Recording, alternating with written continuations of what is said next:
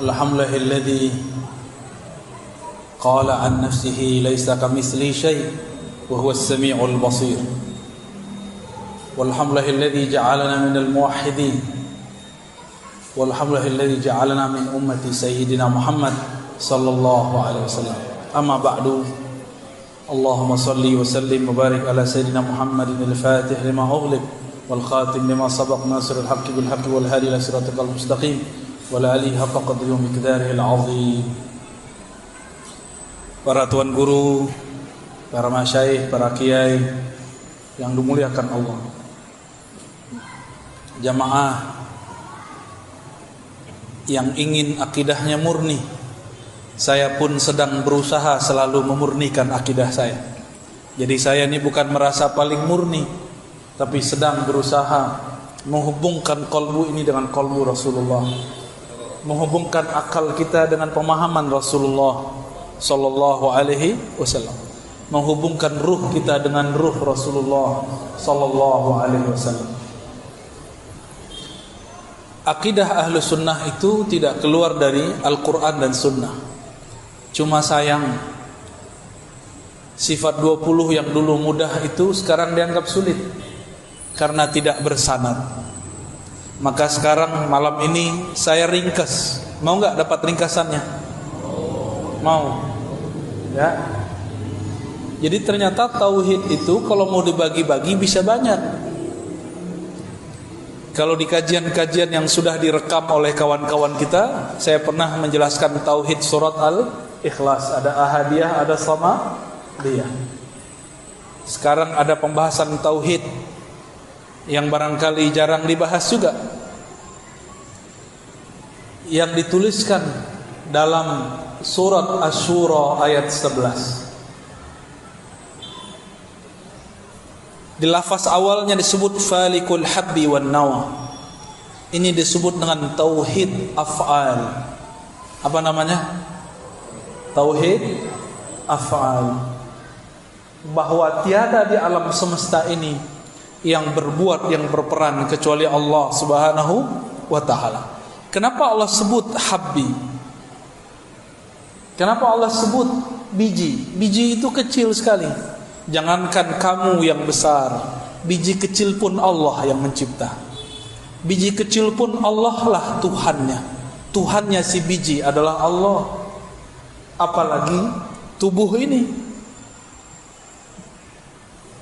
Ini disebut dengan tauhid af'al. Ini yang mudah ya. Kalau susah belajar sifat 20, saya kasih yang mudah. Ini yang mudahnya. Kita loncat langsung masuk tengahnya. Laisa kamitslihi syai'. Laisa tiada, kamitslihi yang seperti semisalnya. Itu dua tuh, ka misli. Ka seperti, misli semisalnya. Jangankan mirip dengannya, mirip dengan yang semisalnya pun tiada. Paham? Laisa kamitslihi syai', sesuatu pun. Tapi Al-Imam Fakhruddin Ar-Razi, nama saya Ar-Razi tapi bukan Fakhruddin ya, itu Fakhruddin Ar-Razi. Ternyata imam ini dikafirkan oleh kelompok ekstrim ya, cuma karena dia tidak sesuai dengan kelompok Hanabilah di zamannya. Apa kata Imam Fakhruddin Ar-Razi? Laisa kamitslihi syai'. Ka di situ menguatkan misli. Artinya tiada yang serupa dengannya sesuatu pun. Coba bayangkan semua yang kita tahu. Coba bayangkan. Sudah. Coba bayangkan semua yang kita tahu. Mulai dari malaikat, aras, kalau tahu. Pernah ke ujung bumi?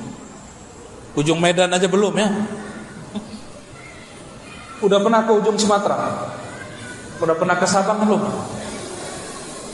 Udah pernah ke Mentawai belum? Belum. Jangankan ujung langit, ujung bumi pun kita belum lewati. Ujung Sumatera pun kita belum lewat, apalagi ujung langit.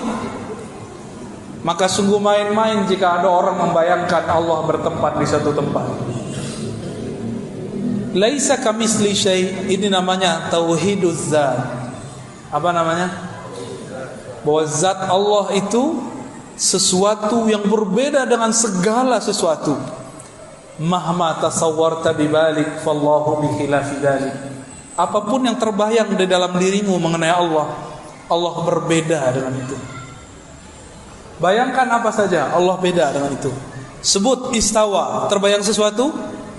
Allah bersemayam di atas arsy, terbayang sesuatu? Allah bukan begitu. Disebutkan dalam surat Al-Fat, yadullah fawqa aydihim, tangan Allah di atas tangan mereka. Terbayang tangan? Allah bukan begitu. Paham? Ada hadis Nabi, yanzilu rabbuna, Allah turun setiap sepertiga malam terakhir. Terbayang sesuatu? Turun, terbayang apa? Dari atas ke bawah. Allah bukan seperti itu. Gampang gak akidahnya? Jadi gak perlu pakai takwil, gak perlu juga pakai tajsim, gak perlu ditakwil-takwil, diakal-akali, gak perlu juga diserupa-serupakan dengan jisim. Cukup katakan Allah beda dengan semua itu. Inilah penjelasan imam ahli hadis dulu, namanya Imam Al-Khattabi. Imam siapa? Al-Khattabi. Beliau ternyata pernah berinteraksi dengan murid-murid Imam Abul Hasan Al-Asy'ari, imam yang mensyarah pertama kali Sunan Abi Dawud, kitab hadis. Imam ahli hadis ini.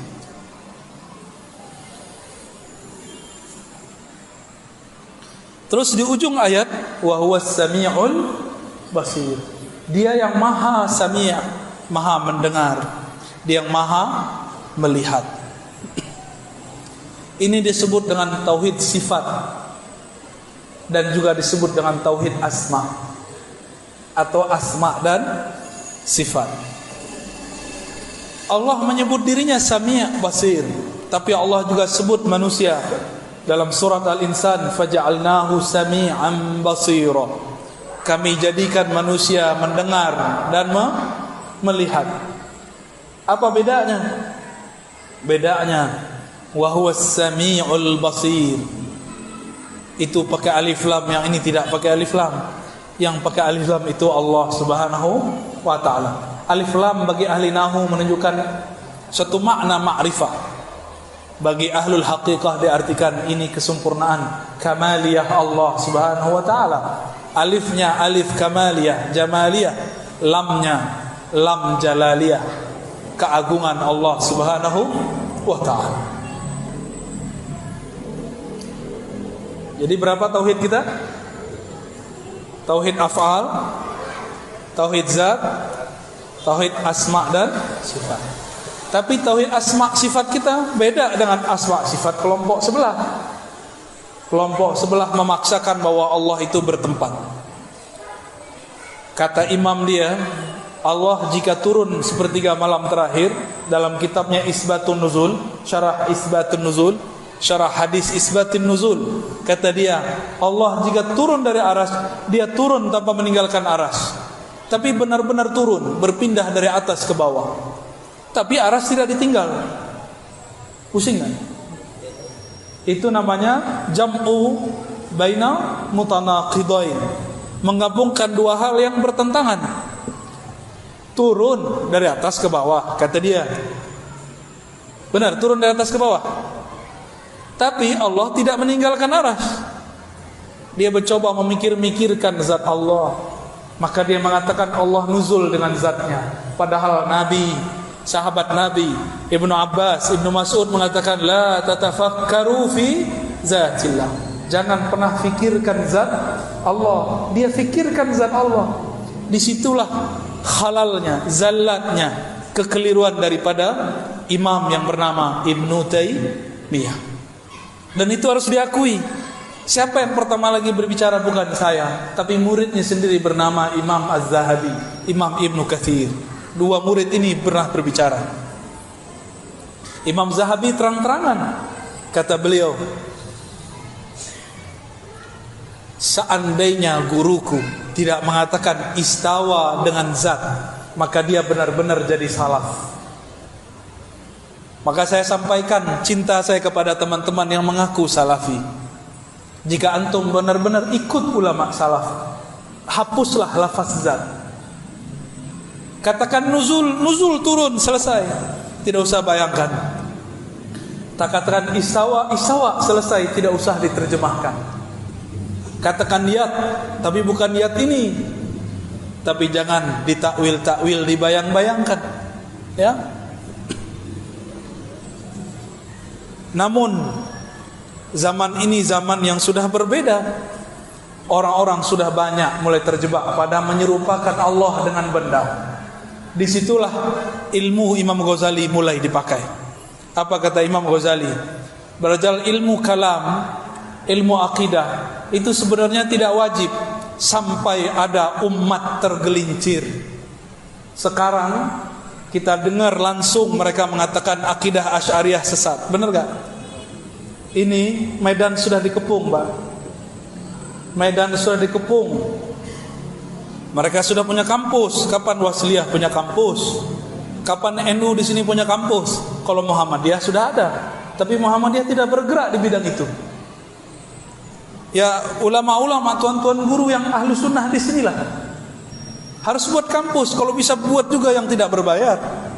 Kadang-kadang orang mau menukar akidahnya cuma karena gratisan, karena merasa hidup susah, tidak bisa bayar SPP, kemudian ganti akidah. Ini yang terjadi. Jika dia awal-awal sudah ganti akidahnya, apalagi nanti ketika dia selesai. Maka kita doakan semoga tuan guru kita yang ada di sini Ahlus Sunnah, mereka diperkuatkan oleh Allah, diilhamkan supaya berani, supaya tidak takut kecuali hanya kepada Allah Subhanahu wa taala.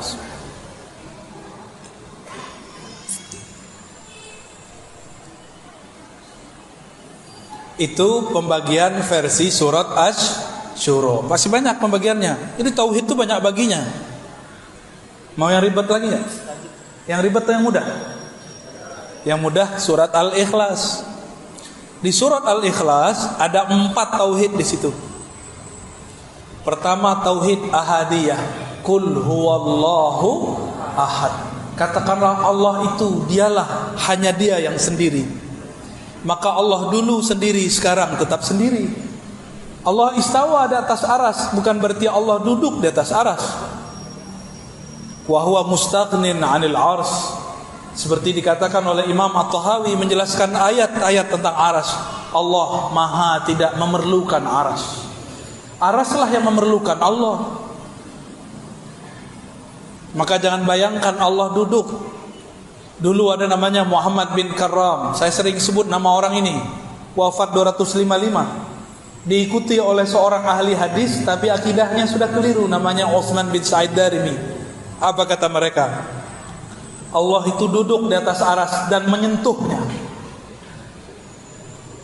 Mumasah. Apa arti mumasah? Bersentuhan antara Allah dan aras. Mereka mengkafirkan Sufi Ibnu Arabi karena hulul ittihad dan wahdatul wujud. Hulul itu Allah nyatu ke hamba, ittihad hamba nyatu ke Allah. Wahdatul wujud tidak ada penyatuan, yang ada hanya satu wujud. Tapi mereka mengatakan Allah masuk ke alam. Masuk ke alam namanya hulul. Bagaimana cara Allah masuk ke alam? Allah turun sepertiga malam terakhir. Itu namanya hulul. Maka kita meyakini Allah istawa di atas aras, turun ke bumi, ke langit bumi, tapi tidak bersatu dengan bumi, tidak perlu memasuki langit. Karena jika diartikan memasuki, berarti kita membayangkan Allah Subhanahu wa taala zatnya. Dan ini pantangan para sahabat, pantangan Rasulullah sallallahu alaihi wasallam. Itu tauhid apa namanya? Ahadiyah. Jadi ahadiyah ini mudahnya Allah sendiri sebelum ada alam. Namanya tauhid ahad, berarti Dia sendiri. Lalu Dia ciptakan alam. Alam semuanya memerlukan ciptaannya, memerlukan kun darinya. Disebut dengan Allahus Samad. Tauhid Samadiyah. Paham? Kita ini perlu butuh Allah nggak? Orang Medan nyebut butuh nggak jorok ya? Sama kayak orang Jakarta ya? Sama kayak orang Padang juga? Oh, sama.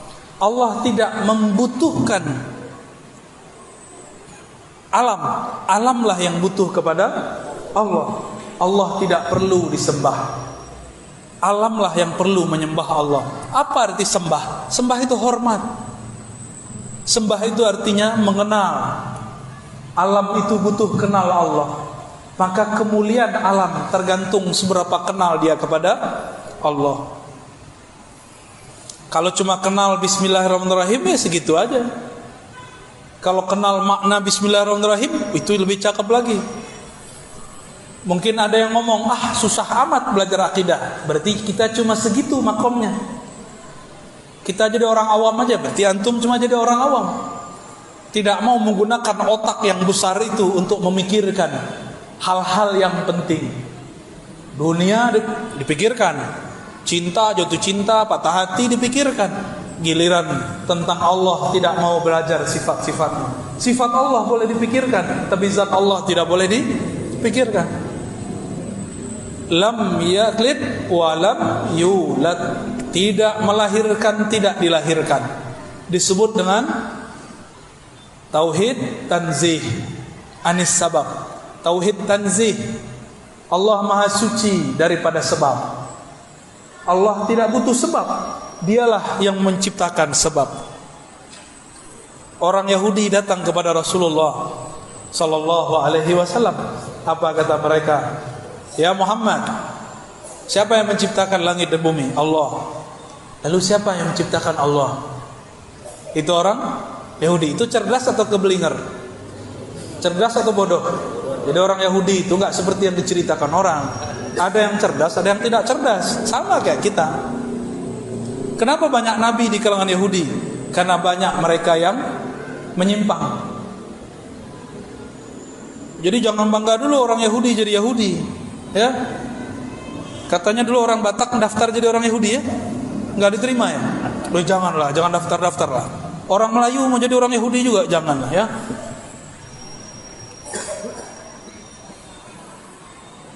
Lam yalid wa lam yulad. Allah tidak melahirkan, tidak dilahirkan. Berarti Allah tidak menyebabkan sesuatu atau disebabkan sesuatu. Tapi dialah yang menciptakan semua sebab. Allah yang menciptakan semua sebab. Ini tauhid namanya apa? Tanzih anis sabab, daripada sebab. Banyak pembagian tauhid.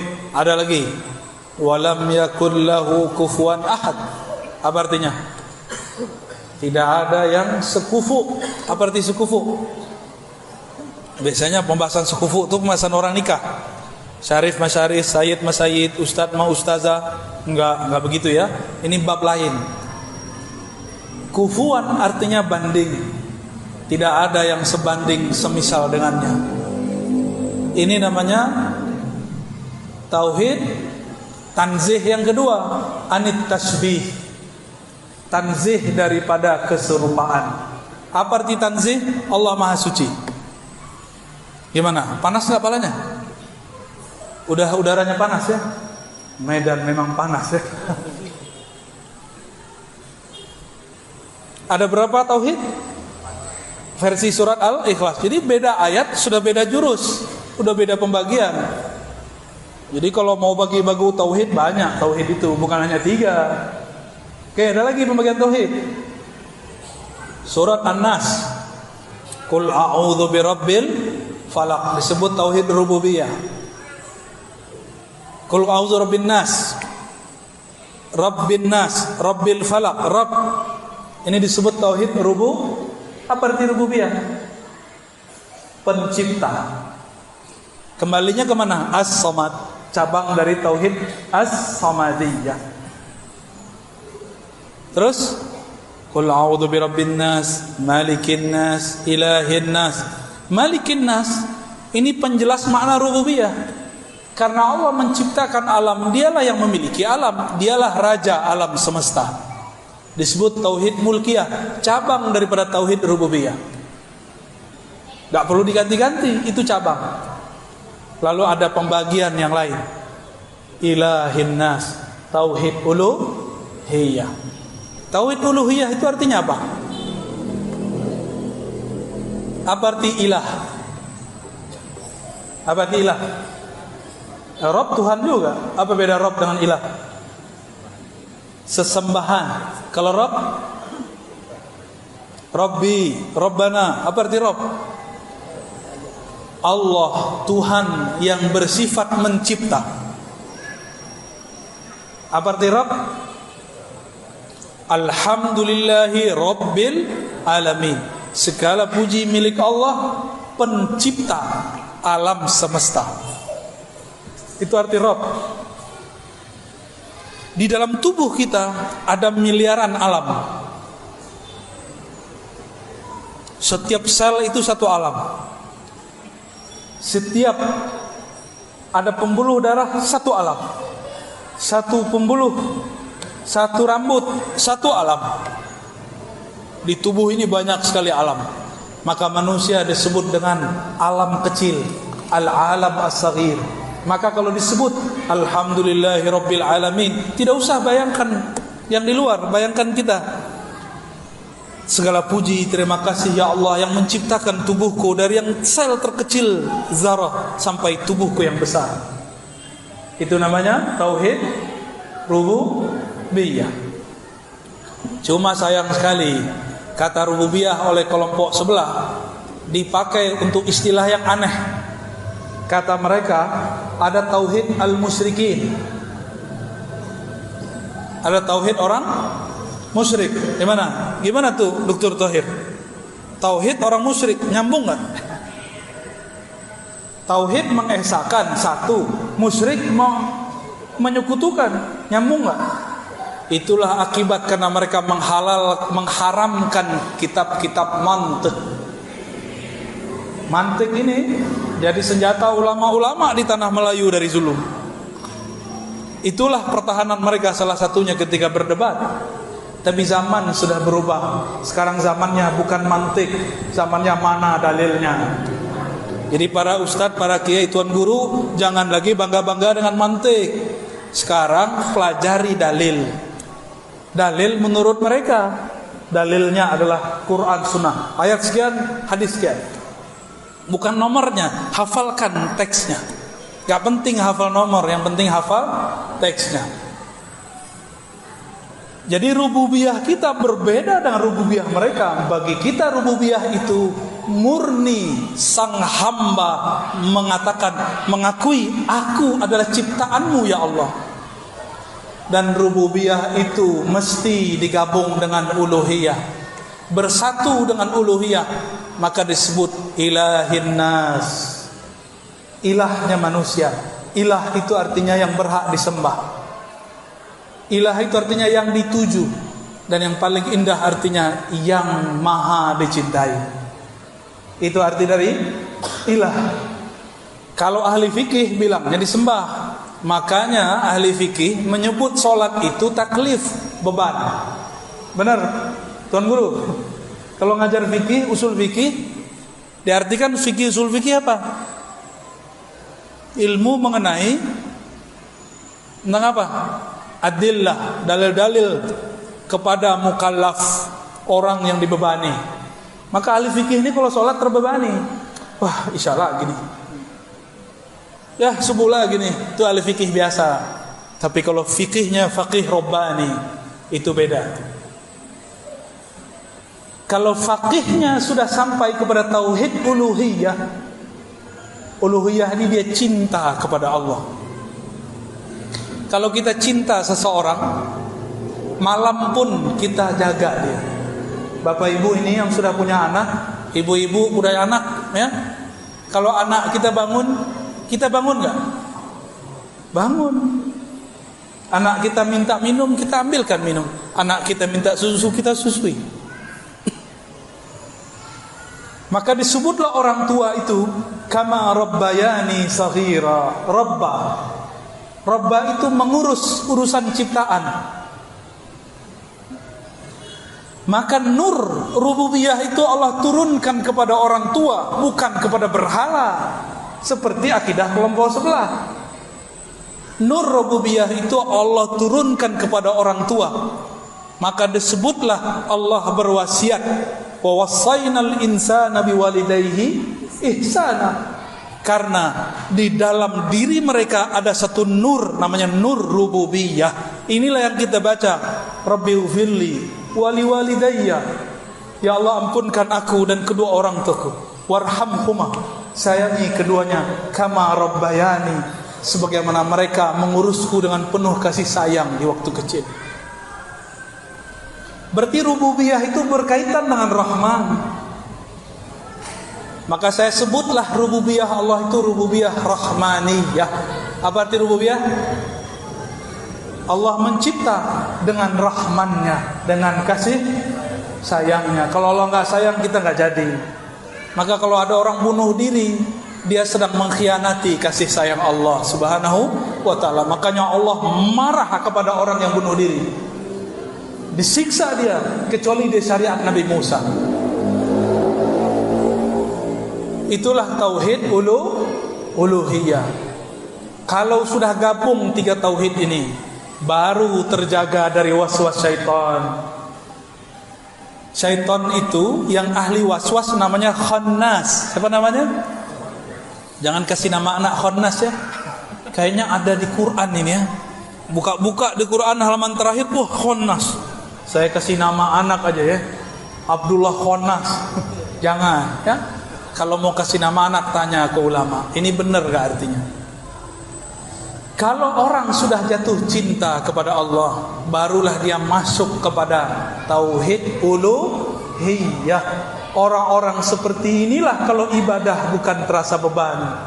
Bangun tahajud bukan karena cari pahala lagi, tapi karena malu. Allah dengan rahmannya turun ke langit pertama, masa kita tinggalkan dia tidur begitu saja? Itulah makna tanazzulat rahmaniyah. Turunnya rahman Allah Subhanahu wa ta'ala. Kita datang ke rumah seseorang, tapi kita ketuk nggak buka-buka pintu. Kita ketuk lagi nggak buka pintu, ketuk lagi nggak buka pintu. Besok mau datang lagi nggak? Kita tahu dia ada di rumah. Itulah nasib orang yang ngaku cinta Allah, tapi ketika Allah membangunkan dia malam hari, mungkin dengan cara asbab buang air kecil, mungkin karena asbab mimpi baik, mimpi buruk, atau mimpi basah, dia tidak bangun. Maka besok-besok Allah tidak mau menyapa dia lagi. Ya. Jadi tauhid uluhiyah itu beribadah bukan mukallaf, beribadah karena bab cinta. Beribadah karena bab cinta. Gimana, udah cinta Allah belum? Kalau cinta Allah, sering ingat Allah. Kalau cinta Allah, pasti cinta Rasulullah sallallahu alaihi wasallam.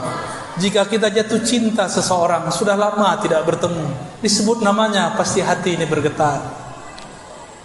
Karena mencintai Allah itu abstrak, susah dipikirkan. Maka Allah utuslah Nabi Muhammad sallallahu alaihi wasallam. Diutus Nabi Muhammad. Dengan diutusnya Nabi Muhammad, maka orang jika pandang Allah, cukup dengan memandang Nabi Muhammad, mereka ingat Allah Subhanahu wa ta'ala. Man izaru'u zukirallah. Orang yang jika dipandang, memandangnya membuat kita teringat yang diingatnya, yaitu Allah Subhanahu wa ta'ala. Nah, ini pembagian-pembagian tauhid yang mudah. Ada yang nyatet gak tadi? Antum hafalannya hebat-hebat semua ya? Ya sudah, gak apa-apa ya. Nanti diputar lagi ya. Kalau lagi putar, sediakan note di depan. Kalau dosen saya marah-marah ini. Guru saya kalau kita gak bawa pulpen, gak bawa note, oh bisa diusir. Cuma saya tidak pantas seperti guru saya. Yang pantas jadi beliau-beliau aja. Saya maafkan antum gak bawa note. Baik. Itulah kira-kira pembagian tauhid dari ragam macam. Ya, masih banyak pembagian tauhid. Nanti ada pembagian tauhid surat Al-Fatihah. Ada tauhid di basmalah, ada tauhid di alhamdulillah. Oh, banyak sekali pak tauhid. Jadi kalau mau bagi-bagi tauhid nggak cukup 3, bisa banyak. Ya, Mau dalilnya mana ada? Ya, insya Allah jika umur panjang nanti kita jelaskan lagi tauhid apa yang belum dijelaskan. Wallahu a'lam bishawab. Ada pertanyaan di dalam Al-Quran terdapat beberapa ayat yang mengatakan Allah bagaimana memaknai ayat tersebut dan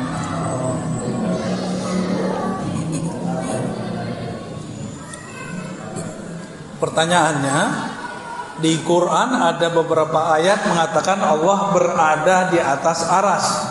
Benar nggak ada ayat begitu? Beneran? Ada nggak Allah di atas aras? Berada. Kalau begitu protes nanti orang, kan ada ayat fa ainama tuwallu fatamma wajhullah. Kemanapun kau memandang di sana ada wajah Allah. Nanti protes orang. Protes lagi orang baca surah Al-Hadid, wa huwa ma'akum aina ma kuntum. Dia bersamamu dimanapun kamu berada. Protes lagi orang baca ayat, wa nahnu aqrabu ilaihi min hablil warid, lebih dekat daripada urat nadi. Ayat-ayat itu bukan menjelaskan Allah berada di suatu tempat. Ayat-ayat itu menjelaskan tentang sifat fi'liyah Allah. Apa arti sifat fi'liyah? Karakter fi'il perbuatan Allah Subhanahu wa ta'ala. Ada enggak ayat yang mengatakan kana maujudan 'alal 'arsy? Ada enggak? Enggak ada. Itu ayat baru tuh. Ya, juz 31. Ayat syaitan. Enggak ada ayat begitu. Yang membisikkan Allah berada di setempat itu iblis. Enggak ada. Antum cari ayatnya kalau ada. Jadi saya perlu luruskan, Allah Maha Suci dari tempat, terbebas dari penyebutan tempat. Karena kalau kita sebut Allah di atas aras berada, lalu bagaimana dengan wa huwa ma'akum, dia bersamamu, huwa. Kalimatnya pakai huwa, bukan istawa. Istawa itu fi'il, ini pakai huwa. Huwa itu zatnya. Tapi tidak ada ulama satupun ahlu sunnah, ulama-ulama sufiyah yang bening kolbunya mengatakan Allah bizatihi ma'akum. Tidak ada. Allah dengan zatnya bersama kamu, tidak ada. Jadi tolong diluruskan, itu salah terjemah. Ya. Wallahu a'lam bishawab. Bagaimana cara kita tetap menghadirkan Allah di saat kita diberi ujian dan dapat menerima ketentuan Allah dengan sabar dan ikhlas? Makanya belajar tentang Allah jangan hanya kepada ahli fikih, belajarlah kepada sufi. Sufi itu bukan orang yang pegang tasbih kemana-mana. Sufi itu man safa qalbuhu, orang yang kalbunya bening dari selain Allah. Itu disebut sufi. Itu bukan orang yang pakai kopiah kayak saya, pakai serban, bukan. Sufi itu man safa qalbuhu, orang yang bening kalbunya mimma siwallah, dari selain Allah. Para sufi karena cinta kepada Allah, maka dia lihat alam semesta ini adalah cintanya Allah, Rahman dan Rahimnya Allah. Hatta nyembelih itu bismillah, hatta minum bismillah, hatta bikin anak bismillah. Yang belum menikah mohon maaf ya. Semuanya dengan nama Allah. Maka orang-orang yang kenal Allah pasti cinta. Tidak kenal tidak sayang, tidak kenal tidak cinta. Kalau sudah cinta, saya sudah cinta nih sama Ustaz Tahir, Dr. Tahir. Saya candain dia dari tadi, gak marah-marah dia. Coba antum yang candain beliau, apa kata beliau? Kamu siapa? Lihat saya siapa? Pasti begitu. Tapi karena saya sahabat beliau, saya candain dari tadi, gak marah-marah. Saya sebut Dr. Tahir ahli taharah, gak marah dia. Padahal itu fikih paling basic. Beliau dalam hatinya ngomong, gak ada taharah, gak terima ibadah ente. Kalau sudah cinta, dicubit, gemes. Tahu gemes? Apa bahasa orang Medannya? Gemes. Geram. Waduh, geram beda dengan gemes. Gemes itu pengen dicubit lagi. Saya sering buat contoh. Kalau kita dulu di sekolah, di madrasah, di kampus, ketika kita mau masuk ke ruangan, ada perempuan yang kita suka atau ada laki yang kita suka. Bagi perempuan, beradu pluk. Jika kita suka sama dia, itu beradunya disyukuri atau dibenci? Dikenang-kenang ya.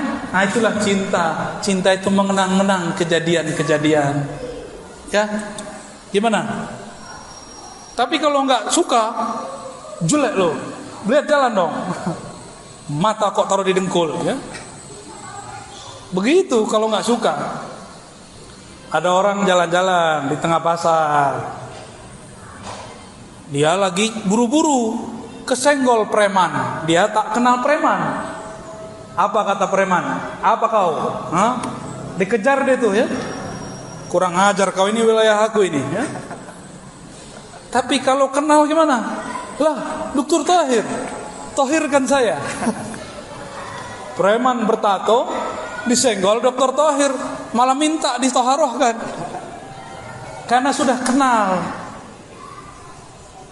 Saya kaget dibawa oleh seseorang di satu kampung, pakai motor, pakai mobil dia. Mobil dia sudah mau nyenggol itu motor orang di depannya. Ketika menyenggol, kena sedikit, sengaja disenggol. Orang itu mau marah, udah mau turun tuh, ya. Tahu-tahu dibuka kacanya, lah Ustaz, nggak jadi marah. Dulu saya kalau nyetir, ada orang nyalip, saya sering marah. Apa kata orang di samping saya?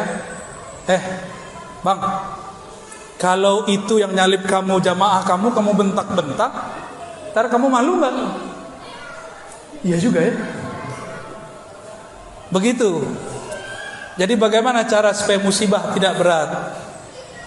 Ujian itu musibah. Musibah itu sesuatu yang dikenakan ke badan, dikenakan ke hati, pikiran. Jika sudah cinta kepada Allah, terasa seperti cubitan kekasih, maka kita malah pengen dicubit lagi. Jika tidak ada cubitan, malah kita cari-cari yang cubit yang baru. Gitu ya. Cukup? Terakhir Bu, yang Terakhir, dan mohon izin kepada Bapak Ibu, habis pengajian ini tidak ada salam-salaman dan kami akan sholat di luar nanti karena mau pengajian sunnah lagi. Mohon Bu ya penjelasan tentang bagaimana tanggapan dia terhadap paham salafi wahabi. paham salafi wahabi. Salafi wahabi sama. Mereka itu saudara kita. Mereka masih syahadat kan? Meskipun mereka menganggap kita tidak bertauhid yang benar, kita tidak perlu mengatakan hal serupa. Meskipun mereka mengatakan Dr. Thohir ini penyembah kubur karena suka ziarah kubur. Saya mau diajak ziarah kubur, tapi karena waktu tidak cukup, saya mengatakan, sorry dokter, aku lagi tidak mau menjadi penyembah kubur. Kuburiyun, kita nih dituduh sebagai kuburiyun. Perlu nggak membalas orang yang tidak mengerti dengan emosi? Mereka itu cuma tidak mengerti kita. Mereka itu tidak kenal siapa kita, bahwa kita sebenarnya cinta mereka. Maka saya mengimbau kepada semua yang di kolbunya ada cinta kepada Allah, cinta kepada Rasulullah. Irhamu man fil ard. Sayangi makhluk di bumi. Jangankan salafi, anjing aja kita sayang, kucing aja kita sayang, ular aja kita sayang, kecuali ular yang manggu sholat.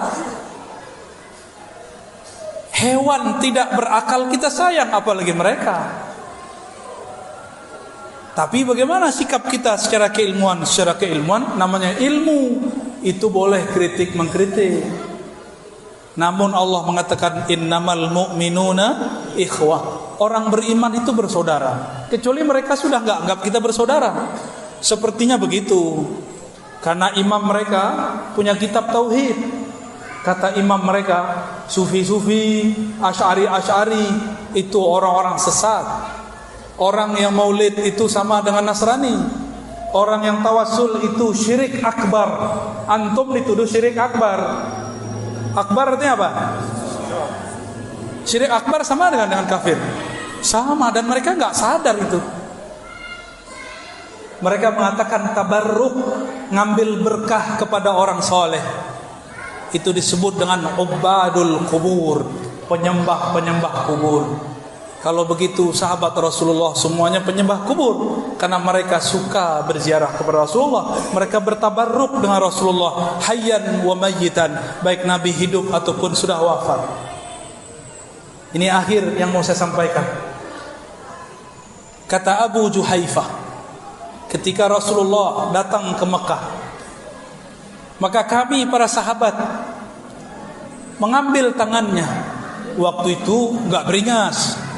Rasulullah waktunya luas, tidak dijadwal seperti Ustaz Thohir jadwal saya. Kalau saya tidak dijadwal banyak-banyak, saya mau salaman banyak-banyak. Tapi karena waktunya tidak mungkin, saya tidak bisa mengamalkan itu.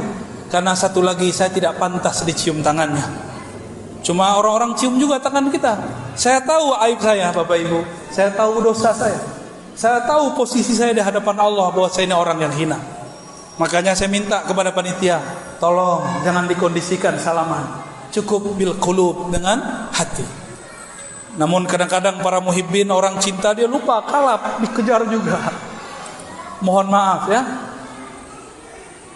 Jadi bagaimana sikap kita? Lihat Nabi SAW. Nabi tangannya diperebutkan, Nabi meludah, air ludahnya diperebutkan. Itu sahabat ambil ludah Nabi, sahabat yang di belakang nggak kena, maka diambil tangan sahabat yang sudah menempelkan air ludahnya kepada mukanya, diambil tangannya, dicium. Gimana? Syirik nggak tuh? Itu ada di Sahih Bukhari. Mungkin mereka nggak baca Sahih Bukhari ya. Oh, ini khusus buat Nabi. Lah, Anas bin Malik ditemui oleh seorang tabi'in.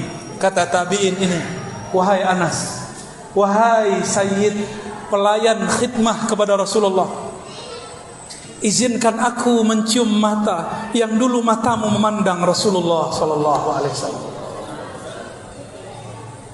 Dulu ada sahabat diludahin oleh Rasulullah, atau air ludahnya adalah Rasulullah masuk ke dalam mulutnya. Ada sahabat yang memakan darahnya Nabi. Apa kata si tabi'in ini? Wahai Tuan Jabir, izinkan aku mencium lidah yang dulu lidah itu pernah merasakan air ludahnya Rasulullah sallallahu alaihi wasallam. Syirik enggak? Mereka tidak faham bab cinta. Kita maklumi. Ya. Masa orang yang faham tidak bisa sabar kepada orang tidak faham? Sabar sampai Imam Mahdi keluar. Ya. Kalau kita mati sebelum itu ya sudah mati aja. Ya. Semoga umur kita sampai. Maka mereka tidak percaya kepada zuriat Nabi Habaib. Benar enggak? Mereka tidak percaya kepada mazhab. Mereka tidak percaya kepada sufi. Mereka tidak percaya kepada akidah Asy'ariyah Maturidiyah. Tidak apa, kita maafkan. Tidak usah kita rusuh. Maka saya sering katakan, saya begini ini bukan untuk menolak mereka, tapi ingin memperkuat sesama kita. Jadi niatkan ngaji, memperkuat keahlusunnahan kita, bukan untuk berdebat dengan mereka. Karena yang belajar ingin berdebat tidak dapat mencium bau surga sejauh 500 tahun perjalanan.